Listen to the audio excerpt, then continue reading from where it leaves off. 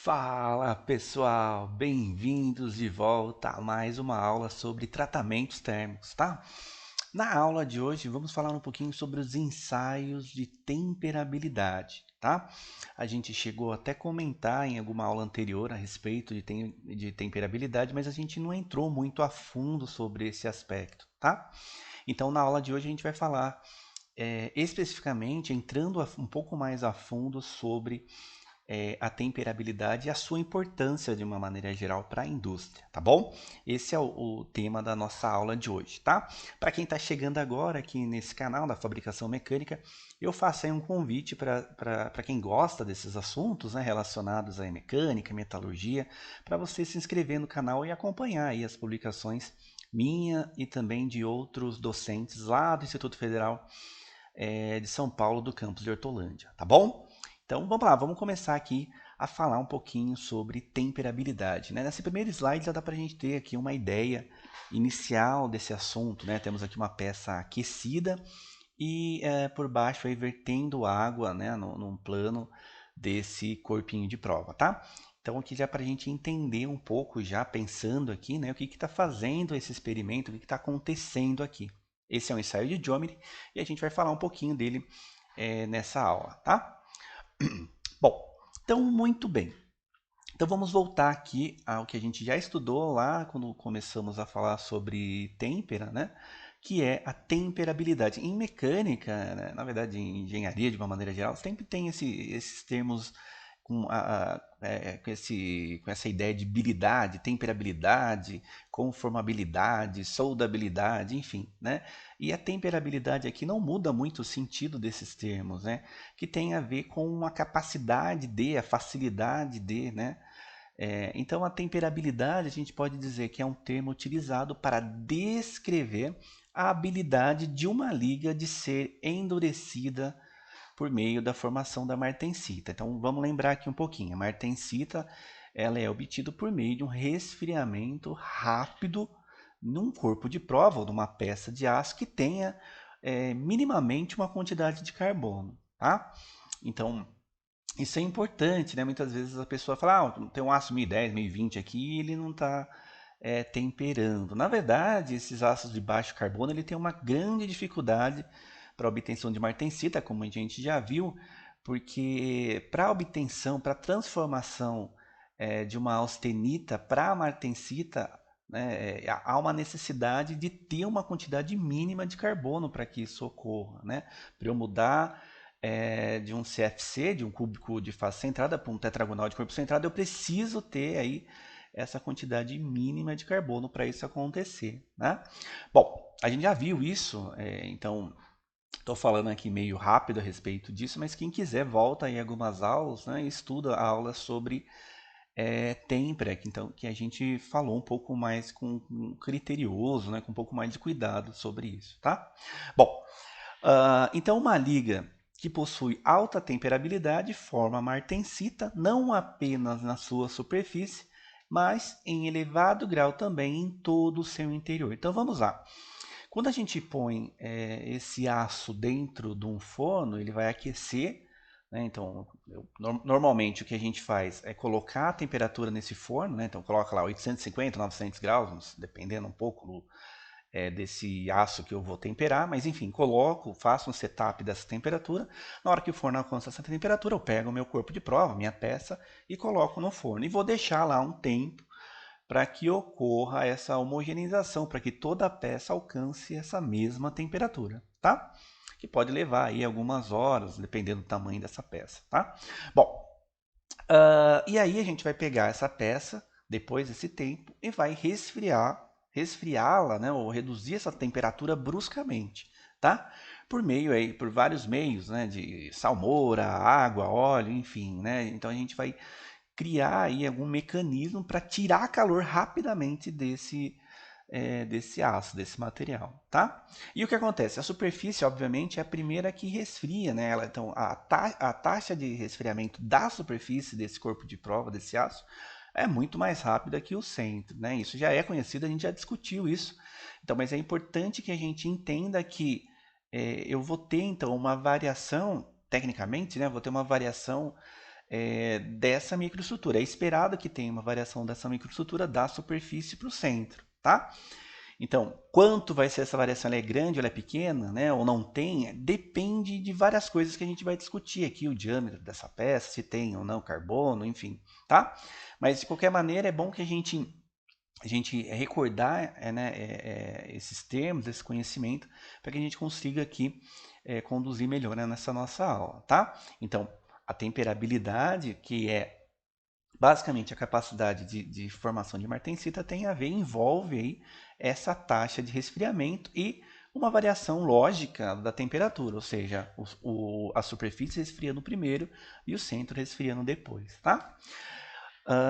Enquanto a dureza da superfície é primariamente dependente do teor de carbono e taxa de resfriamento, a profundidade na qual um certo nível de dureza é mantido para uma dada condição de resfriamento é normalmente em função da sua temperabilidade, tá? A superfície ela resfria muito rapidamente, né? Então, mesmo para aços aí que tenham relativamente pouco carbono, um aço 1040, um aço que tenha aí 0,3, 0,4% de carbono, né? Provavelmente a superfície dele será temperada, ou seja, formará martensita, na verdade, né? Agora, o núcleo que é um pouco mais complexo, porque aí depende se esse aço tem ou não temperabilidade. E essa temperabilidade envolve não só essa condição de resfriamento, mas também se esse aço tem carbono ou não, se esse aço tem elementos de liga ou não, se é um aço ligado ou não é um aço ligado, tá? Bom, para a verificação da temperabilidade de um aço, existem dois ensaios comuns aí utilizados na indústria, o ensaio Grossman e o ensaio Jominy, né? Aí tá não está na ordem de qual ensaio é mais utilizado, mas está simplesmente aqui numa questão que eu acabei escrevendo, né? Então, na verdade, se a gente parar para olhar mesmo para o montante de ensaios que é feito, né? A grande maioria hoje usa o ensaio de homem, né? A gente vai ver aqui por quê. Mas, de qualquer maneira, eu também quis falar um pouquinho sobre o Grossman, que também é um ensaio bastante interessante para que a gente possa verificar aí um diâmetro crítico, verificar essa profundidade né, de têmpera nesse aço, nesse material, tá? Bom, a temperabilidade, como a gente já tinha visto, já tinha estudado, ela aumenta quando a porcentagem de carbono no meio aço aumenta. Então a gente pode dizer o seguinte, que um aço 1045 ele tem maior temperabilidade que um aço 1020. Por quê? Porque ele apresenta mais carbono. Então ele tem mais carbono dissolvido na austenita, né? Esse carbono ele fica presente né, nessa austenita, no CFC, né? Nos intestinos, o carbono, na verdade, fica nesses interstícios do CFC. Quando a gente resfria, esse comportamento, né, esse arranjo cristalino cúbico de face centrada da austenita, a gente já viu aqui, ele vai mudar para um tetragonal de corpo centrado com carbono retido, uma condição metaestável que a gente já viu aqui também, tá? Bom, então, sabendo que a temperabilidade ela aumenta com a porcentagem de carbono, né, a gente já sabe que ter mais carbono facilita a obtenção de martensita. Tudo bem? É verdade. Então a gente dá aí como verdade essa afirmação, tá? Outra coisa que também é importante é a porcentagem de elementos de liga. Quanto mais elementos de liga tiver nesse aço, com exceção do cobalto, como a gente já tinha visto aqui, né? Eles vão facilitar a obtenção também de martensita. Por quê? Porque tanto o carbono como também esses elementos de liga, ele desloca a curva TTT ou curva CCC, ele desloca a curva tempo-transformação, né? Temperatura.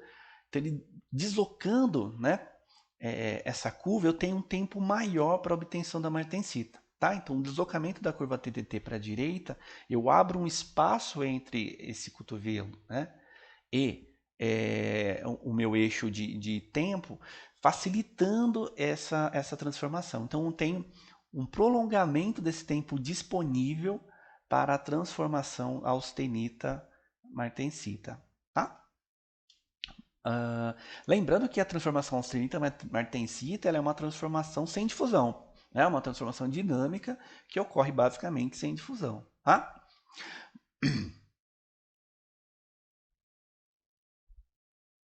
Bom, ainda falando um pouquinho da temperabilidade, né?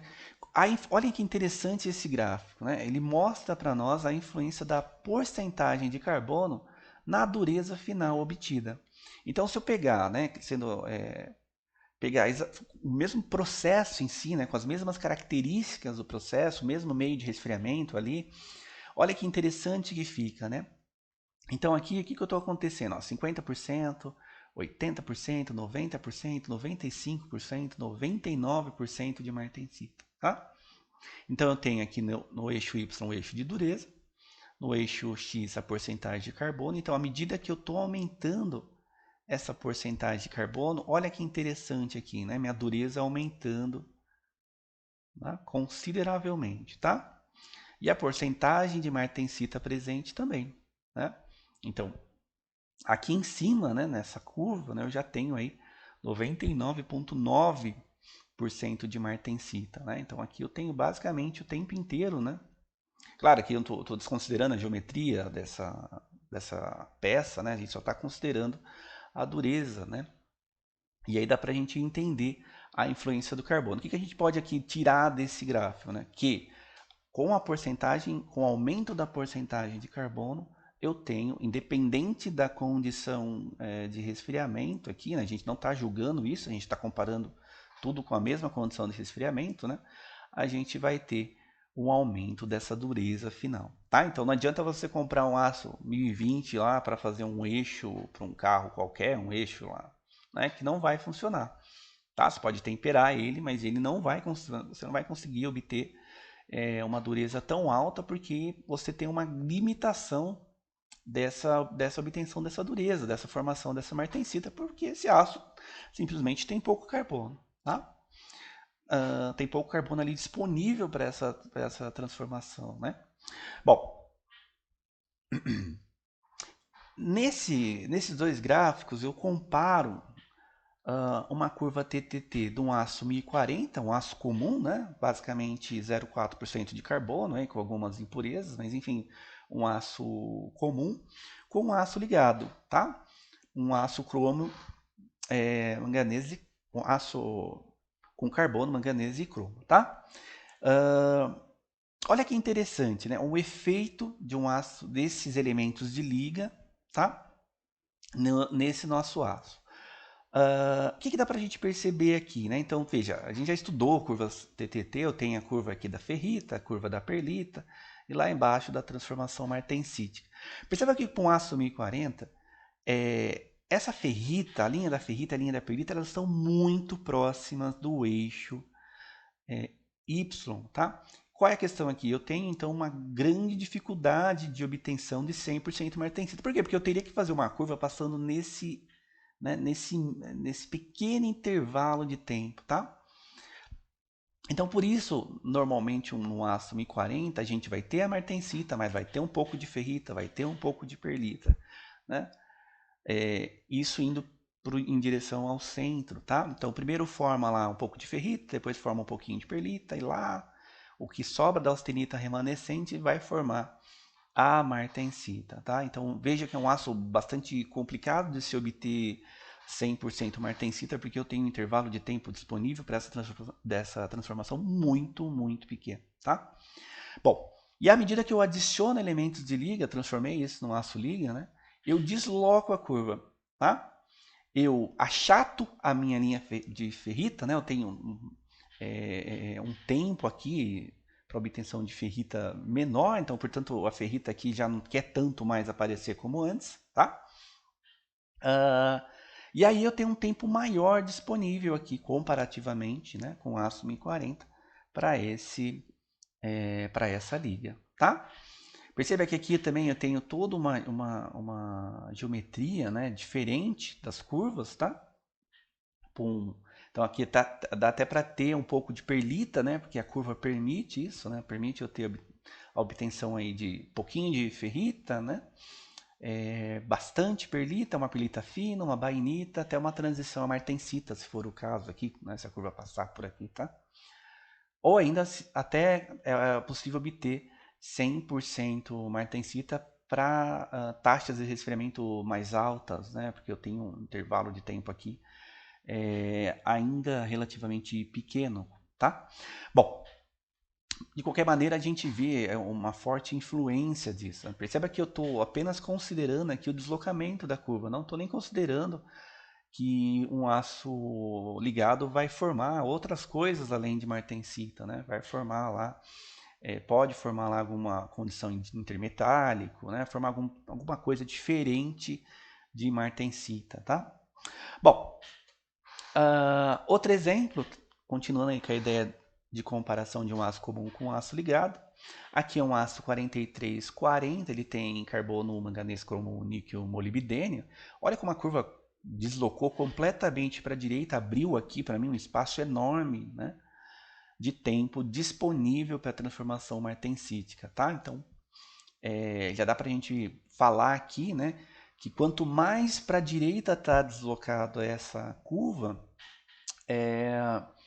maior aí será a temperabilidade desse aço, mais fácil para a obtenção de martensita, tá?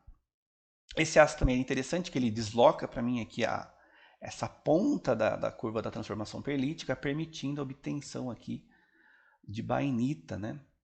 Parcial, tá? A não ser que eu faça um resfriamento aqui isotérmico, né? Mas de qualquer forma eu consigo obtenção de martensita com perlita aqui nesse caso, né? Bastante interessante também. Bom, aqui a comparação de um aço 1040 com o aço 4340. Aqui mostrando uma curva, basicamente uma curva isotérmica de 15 segundos e uma curva isotérmica de 1 hora. O que eu quero mostrar aqui para vocês, pessoal? Seguinte, olha que interessante, né? 15 segundos se passou, tirei do forno, 15 segundos se passou. Em 15 segundos já transformei uma boa parte dessa minha austenita em ferrita, uma outra parte em perlita, né? E alguma coisa aí vai virar martensita, tá? Mas uma grande parte da transformação já foi aqui em ferrita e perlita. Quando eu adiciono, então, manganês, né? Cromo, molibdênio, forma esse aço 4340, um aço liga bastante comum, né? Olha o tempo, como eu tenho um tempo enorme disponível para essa transformação, né? Em 1 hora, então posso tirar lá, né? Faço um resfriamento isotérmico aqui na faixa dos 650 graus, tá? E mantenho nesse tempo. Olha quanto tempo demorou para essa austenita transformar lá em cima em perlita, né? E aí depois transformando o resto em perlita. Na verdade, é uma variação gradual dessa microestrutura para perlita, perlita fina, bainita até lá no finalzinho, na verdade, é que nem chega a formar martensita, né? Porque ele cruza o final da transformação aqui embaixo, né? Então forma perlita, perlita fina, bainita aqui nesse caso, tá?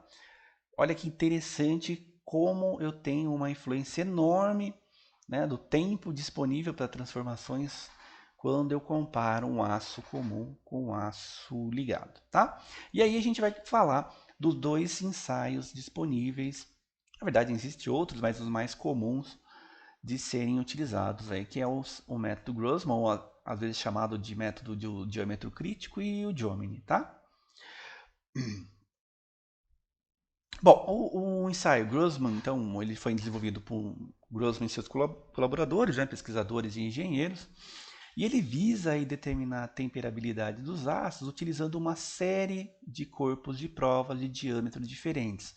Então eu venho gradativamente diminuindo esse diâmetro, né, e aí depende um pouco desses estudos, mas variando de 1 polegada até meia polegada, tá? E eu vou fazendo aí essa análise, né, desse material, tá? Então, nesse método, as barras cilíndricas de aços de diâmetros crescentes são austenitizadas e resfriadas rapidamente em condições controladas para a transformação da austenita em martensita. Após isso, né, então, após eu pegar, aquecer esses corpos de prova, essas barras de diferentes diâmetros e fazer um resfriamento rápido, eu faço um corte transversal nessas barras, tá? E aí vou continuar, né, vou fazer aí uma análise dessa dureza partindo da superfície para o centro. E depois eu vou traçar um gráfico, né, em que essas abscissas são as distâncias do centro às ordenadas. E eu faço um gráfico com um perfil da variação dessa dureza da extremidade da superfície para o centro. Tá? Então aqui estaria um gráfico rotineiro aí, né? Um gráfico comum de ser visto no ensaio Grossman, tá? Então, barras mais finas apresentam uma distribuição de dureza mais uniforme.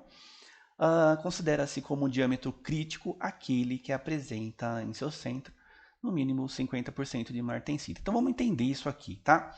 Então, cada uma dessas curvas que vocês estão vendo aqui é uma curva de um diâmetro diferente.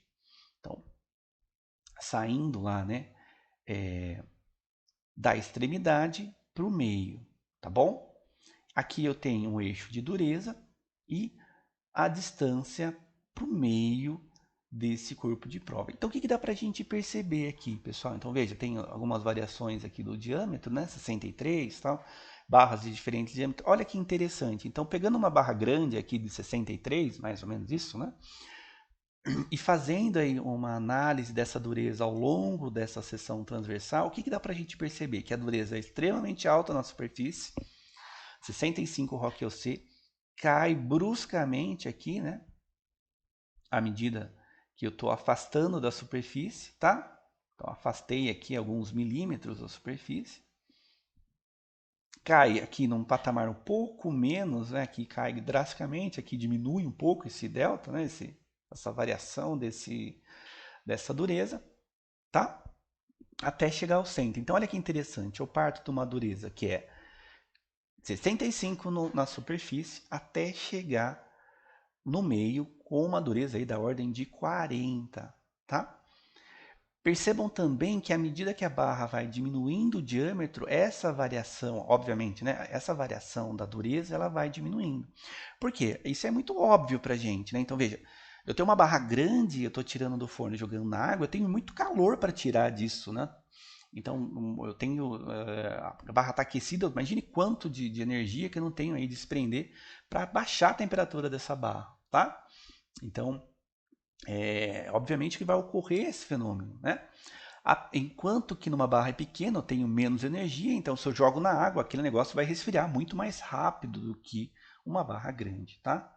Isso faz com que a dureza fique mais alta nessa barra de diâmetro menor do que numa barra do diâmetro maior, ok? Bom, aqui o que a gente está vendo é curva de dureza para um aço 1090, com 0,89% de carbono. Tudo bem, pessoal? Super interessante aqui, né?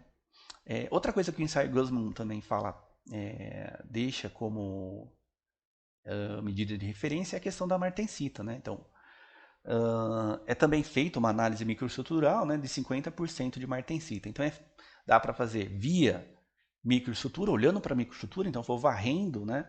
Então faço lixamento, polimento, você já viu isso aqui, né? E vou olhando no microscópio, desde a superfície até o centro. E é interessante que fazendo isso você consegue ver essa modificação gradativa da microestrutura, né? Saindo lá de uma martensita para uma bainita, até chegar lá no centro com alguma coisa muito misturada entre bainita, perlita, tá? Perlita fina, ok? Bom, aqui também, ainda falando do método Grossman, né? Uma barra de 80, uma barra de 60, 50, 40. E aí feito a mesma análise, né? Saindo da superfície para o meio. Novamente, dureza alta na superfície, no meio, menor. Dureza alta na superfície para a barra de 60, no meio, menor. Até que chega em um determinado valor, aqui estabelecido como 50% de martensita, a dureza aproximada aí de 39 ROC-OC. Então, o que o método Grossman diz? Se você chegar no centro com 39 ROC-OC, né, de dureza, isso representa algo aproximado de 50% de martensita. Então, portanto, esse seria o seu diâmetro crítico. Em outras palavras, né? O diâmetro que está abaixo de 50 está ok, ou seja, ele vai ter dureza maior que 50, maior que 39 ROC eu sei, portanto vai ter uma quantidade maior que 50% de martensita. E o que está acima disso, ele não obedece esse critério, né? Então, eu não tenho no centro 50% de martensita. É claro que isso depende muito do objetivo final desse seu componente mecânico, né? Às vezes é aceitável que essa dureza caia ao meio dessa forma, até porque o meio fica um pouco mais dúctil, mais tenaz, tá? Mas de qualquer maneira, o método Grossman traz isso pra gente aí, sobre o diâmetro crítico, tá? Aqui também é interessante, ó, eu tenho a porcentagem de martensita e aqui eu tenho a porcentagem de perlita. Olha que interessante esse gráfico. Aqui a microestrutura não está muito boa a foto, né? Mas perceba que sai de algo quase 100% martensita, ou seja, tem 100% martensita, não tem nada de perlita, né? E essa curva tende a ir diminuindo, ou seja, a martensita vai saindo, né? E vai dando origem aí, na verdade, vai aparecendo a perlita, tá? Então, à medida que eu vou afastando da superfície, a martensita acaba ficando menos presente e a perlita começa a dominar, até que eu tenho uma região crítica aqui, ó, né? Que é por volta aí das 50% martensita, que a gente viu aqui, tá? Com a dureza de 39 Rockwell C, ok? Esse diâmetro crítico, ele pode ser determinado graficamente, sendo o diâmetro da barra para a qual se verifica a mais brusca queda de dureza em um gráfico dos diâmetros das barras, por dureza dos centros, tá? Quanto maior o diâmetro crítico, maior a temperabilidade. Então vamos lá, a gente viu isso aqui, né? Então, à medida que eu estou afastando da superfície, a dureza que era 66, 67, ó, que eu sei, começa a cair até por volta aí da dureza crítica, nesse caso aqui, de 55 Rockwell C. Então, isso a gente adota como diâmetro crítico, tá? É interessante, pessoal, que a gente tenha em mente, né, que isso aqui é um estudo, é uma análise, né, mas que nem sempre é esse o objetivo da empresa. Cada empresa tem uma folha de operação, tem lá todo um estudo de engenharia por trás disso, para saber o que seria aceitável como diâmetro crítico para uma determinada barra, para fazer eixo X, eixo Y, tá?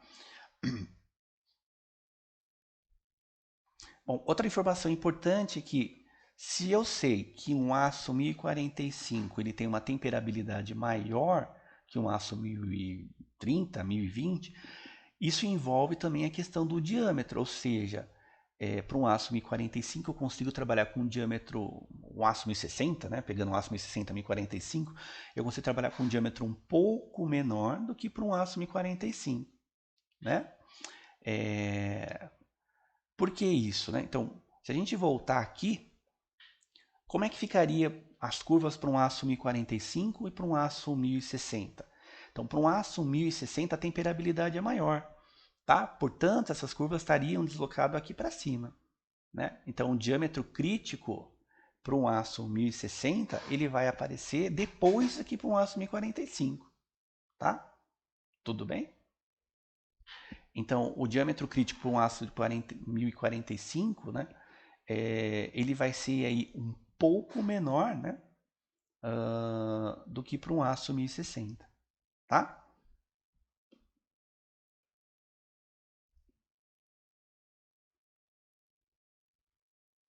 Bom, tudo bem, isso é a ideia do método Grossman. O método Grossman, só terminando aqui, né, a ideia, então eu vou pegar várias barras, vou aquecer, vou resfriar bruscamente, vou analisar esse perfil de dureza na seção transversal. Tem também uma continuação da técnica, é fazer um lixamento, um polimento, fazer uma análise microestrutural, né?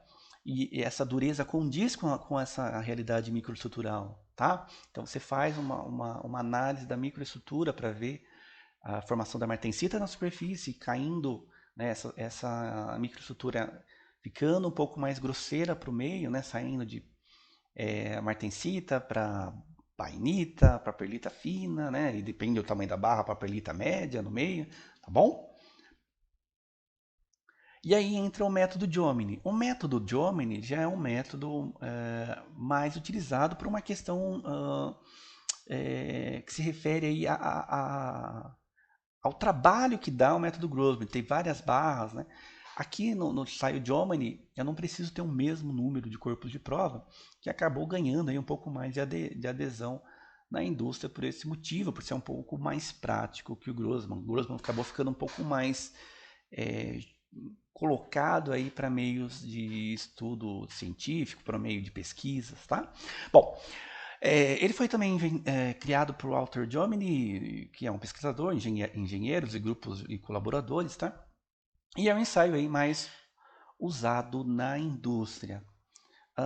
O método Jomini tem como vantagem principal que é um método simples, tem uma execução menor quando comparado aos outros métodos, tem um custo baixo e ele consiste basicamente num dispositivo onde se coloca um corpo de prova cilíndrico alcinetizado sobre um jato de água até o seu resfriamento total.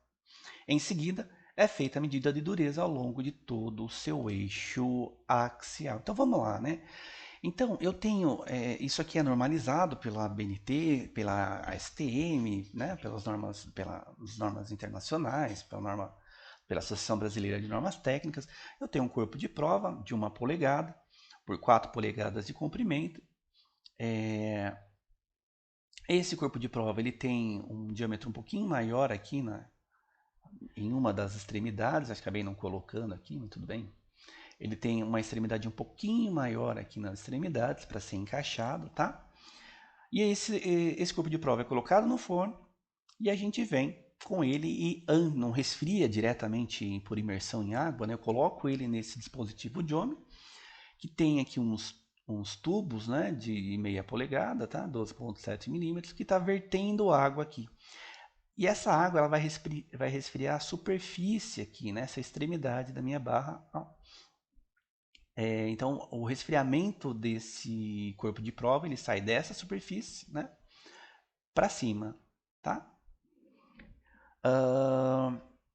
Depois, né, deixa eu ver se eu falo aqui.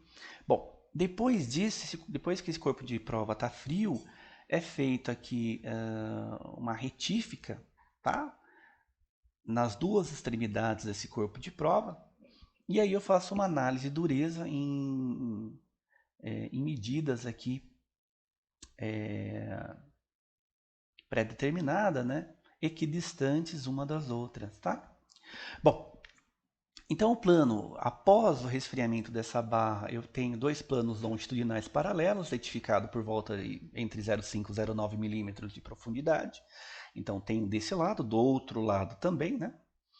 E aí eu faço uma medição de dureza Rockwell por uma distância de até 50 milímetros. Então marca lá nessa barra de 4 polegadas, 105, 106 milímetros, né? Mais ou menos até metade da barra, tá? Eu vou fazer uma análise de dureza dela. Nessas duas faixas retificadas previamente, tá? Para os primeiros 12,8 milímetros, a leitura de dureza segue aí um intervalo de 1,6 milímetros ou 1/6 de polegada. Então é essa distância aqui, tá? Para os restantes aí depende um pouquinho a técnica, mas normalmente 38,4 milímetros, né, que vai sobrar. E aí eu vou fazer elas com 1/8, que é essas aqui, tá? E aí, se dependendo da técnica que está sendo utilizada, eu posso, nos últimos, no último 1/3 dessa barra, né, fazer novamente duplicar esse valor, tá? Então era 1/16, depois virou 1/8, né? Depois pode virar em 1/4 essa distância, tá? Bom, e aí eu vou tirando a dureza. Tira a dureza, marca. Então marca, pega lá a primeira distância, né? 1,6, pegando aqui em milímetros, 1,6 milímetros. Deu dureza, sei lá, 58 ROC-UC. Depois, 3,2 milímetros, deu 57 ROC-UC. Daí você vai fazendo um perfil de dureza, tá? Olha que interessante. Então aqui nesse eixo eu tenho a dureza, nesse eixo a distância. Então a dureza sai lá de cima, 60 ROC-UC, e começa a cair, né? Até chegar a um determinado momento, né, que ela vai ficar estável, tá? Não vai ter grandes variações, tá bom? Aqui no diagrama CCT, poderia ser também no TTT, com as diferentes velocidades de resfriamento ao longo da amostra. Olha que interessante esse gráfico, né? Então eu tenho taxas de resfriamentos aqui, A, B, C, D, né, diferentes para cada região desse corpo de prova. Então a superfície ela resfria muito mais rápido, portanto eu tenho lá a martensita, né? Já em B, que é um pouquinho depois aqui, né, essa taxa de resfriamento já não é tão rápida assim. Então já pega um pouquinho aqui, né, de perlita nodular ou bainita, tá? Para C, já, né, já transforma aqui, praticamente tem uma transformação completa em perlita fina, né? Então, olha que interessante, taxa de resfriamentos diferentes, né, para cada um desses pontos, tá? Bom, antes da gente falar aqui dessas microestruturas, né, vamos pegar aqui como exemplo essas duas curvas de Jomini, que eu tenho aqui basicamente aços com o mesmo teor de carbono e diferentes elementos de liga para o caso A, e no B, mesmo elemento de liga e diferentes aí porcentagem de carbono. Olha que interessante, tá? Tá meio pequenininho aí, mas dá pra gente entender. Aço 4340, 4140, 8640, tudo aço ligado aqui, né? Tem uma variação dos elementos de liga, a porcentagem de elementos, um tem cromo, outro tem mais molibdênio, outro tem mais manganês, né? Enfim. E um aço 1040, que é um aço comum simples, tá? Na superfície, eles têm aí basicamente quase a mesma dureza, tá? Os aços ligados aqui também sofrem uma influência da dureza porque eles apresentam alguns intermetálicos, apresenta aí a formação lá de outros elementos, né, não presentes num aço comum, tá? Então, isso é importante a gente destacar, né? Na hora que você olha no microscópio, você não vai ver só martensita, você vai ver outras coisas formando aqui, tá? Dependendo dos elementos de liga que estão lá presentes, dependendo se eles vão reagir com ferro, se eles vão reagir com carbono, enfim, né? Algum carboneto de qualquer coisa, né? Bom, e aí, olha que interessante, 4340, a dureza cai um pouquinho e consegue manter uma dureza em uma distância relativamente grande, 50 milímetros de distância, né? E a dureza se mantém lá relativamente estável, né? Para o 4140 cai mais, para o 8640 cai um pouco mais, para o 5140 cai um pouco mais e o 1040 cai drasticamente, né? Então aqui dá para a gente ver a importância dos elementos de liga quando a gente pensa em temperabilidade ou quando a gente pensa em profundidade de têmpera, né? E aqui do lado eu tenho um aço 8620, 8630, 8640, 8660. É um aço ligado que apresenta os mesmos elementos de liga, só mudando o carbono. Olha a influência do carbono, né? Então o carbono jogando as curvas lá para cima, ou seja, fazendo que o aço fique com uma dureza maior em uma profundidade maior, né? E aqui do lado, só para a gente entender um pouco, quando a gente analisa a microestrutura. Então, a 1 milímetro da superfície, 100% martensita, tá aqui, né? No ponto 2 aqui, 3 milímetros da superfície, né?